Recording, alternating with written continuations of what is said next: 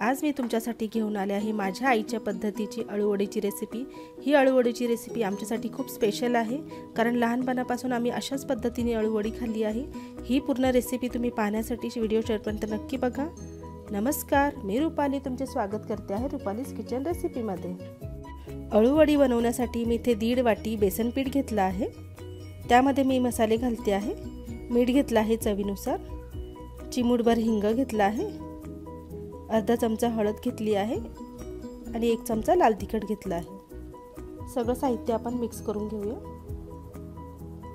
त्यानंतर मी 1 चमचा तीळ घेतली आहे, तिला आपण व्यवस्थित मिक्स करून घेऊया।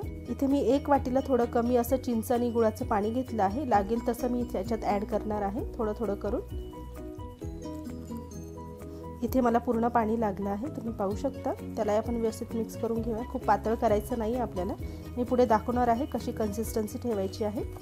अशा पद्धतीने कन्सिस्टन्सी ठेवायची आपल्याला, खूप पातळ करायचं नाही आहे। जर पातळ केलं तर आपलं ते पीठ पानावर राहणार नाही, बाहेर येईल।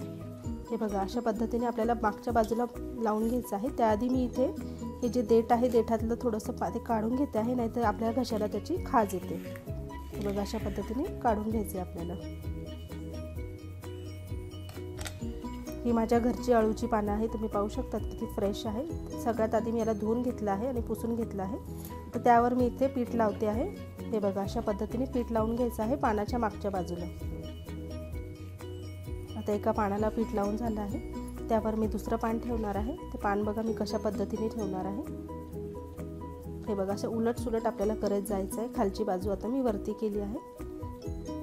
अशाच पद्धतीने मी 5 पानं लावून घेतली आहे। आता याची अशा पद्धतीने एक घडी करायची आहे, जेणेकरून पीठ बाहेर येणार नाही। दुसऱ्या साईडने आपल्याला आतून फोल्ड करून घ्यायचं आहे।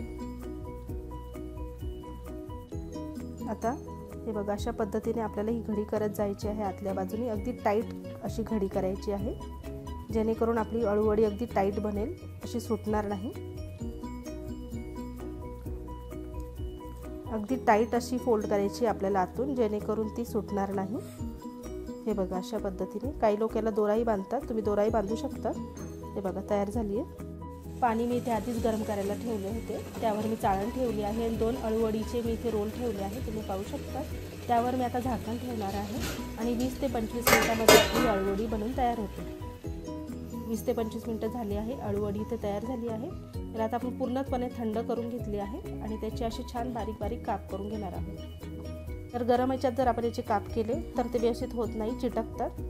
थंड करून अगदी व्यवस्थित आणि सहजपणे याचे काप होतात, तुम्ही पाहू शकता।